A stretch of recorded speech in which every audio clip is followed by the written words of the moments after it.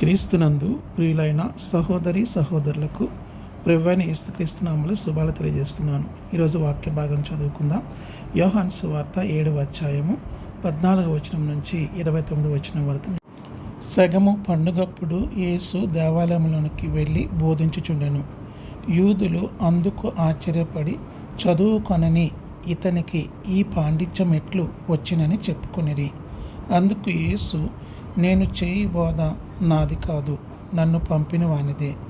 ఎవడైనాను ఆయన చిత్తము చెప్పున చేయ నిశ్చయించుకొని ఎడల ఆ బోధ దేవుని వలన కలిగినదో లేక నా అంతట నేనే బోధించుచున్నానో వాడు తెలుసుకొనును. తనంతట తానే బోధించువాడు స్వకీయ మహిమను వెదుకును గాని తన్ను పంపిన వాని మహిమను వెదుకువాడు సత్యవంతుడు, ఆయన యందు ఏ దుర్నీతియూ లేదు. మోషే మీకు ధర్మశాస్త్రం ఇయ్యలేదా? అయినను మీలో ఎవడునూ ఆ ధర్మశాస్త్రమును గైకొనడు. మీరందరూ నన్ను చంపజూచున్నారని వారితో చెప్పాను. అందుకు జనసమూహము, నీవు దెయ్యము పట్టినవాడువు, ఎవడు నిన్ను చంపజూచుచున్నాడని అడుగగా, యేసు వారిని చూచి, నేను ఒక కార్యము చేస్తిని, అందుకు మీరందరూ ఆశ్చర్యపడుచున్నారు. మోషే మీకు సున్నతి సంస్కారమును నియమించెను. ఈ సంస్కారము మోషే వలన కలిగినది కాదు, పితరుల వలననే కలిగినది. అయినను విశ్రాంతి దినమున మీరు మనుష్యునికి సున్నతి చేయుచున్నారు.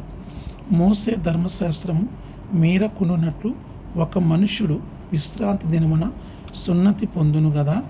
ఇట్లుండగా నేను విశ్రాంతి దినమున ఒక మనుషునికి పూర్ణ స్వస్థత గలవాణిగా చేసినందుకు మీరు నా మీద ఆగ్రహపడుచున్నారేమి?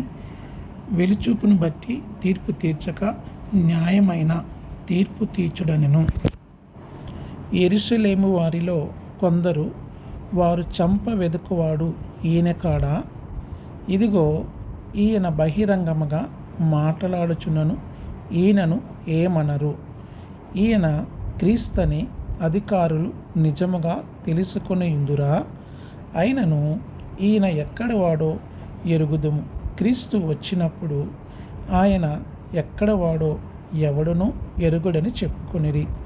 కాగా యేసు దేవాలయములో బోధించుచు, మీరు నన్ను ఎరుగుదురు, నేనెక్కడ వాడినో ఎరుగుదురు, నా అంతటా నేనే రాలేదు, నన్ను పంపినవాడు సత్యవంతుడు, ఆయనను మీరెరుగరు.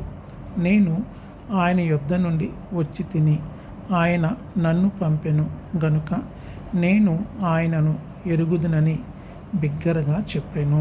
ఆమేన్. ప్రార్థన చేసుకుందాం. ఏకీభవించండి.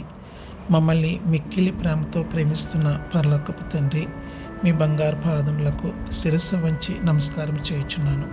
గడిచిన కాలం ప్రభా, నీ కృపలో మమ్మల్ని కాచి కాపాడారు. మీకు స్తోత్రాలు.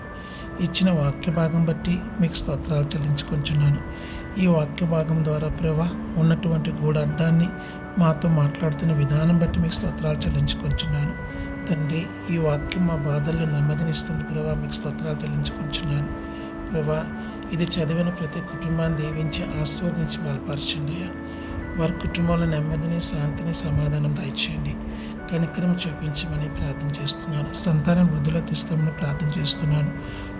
వారికి ఉద్యోగాలు స్థిరీకరించి బలపరచమని ప్రార్థన చేస్తున్నాను. రాకపోకల్ని కృపాని కనికరం దయచేయమని ప్రార్థన చేస్తున్నాను. అస్వస్థతను తీసివేసి స్వస్థత దయచేయమని ప్రార్థన చేస్తున్నాను. ఇది మొదలుకొని ప్రభా తండ్రి, వారి భూమి మీద ప్రభా నీ సాక్షులుగా జీవించి జయజీతము అనుగ్రహించమని, తద్వారా వచ్చే మహిమ ఘనత ప్రభావం మీద ఆరోపిస్తూ యేసయ్య పరిశుద్ధ నామములో ఈ మనవులు అడిగి వేడుకొంచున్నాను పరలోకపు తండ్రి. ఆమేన్.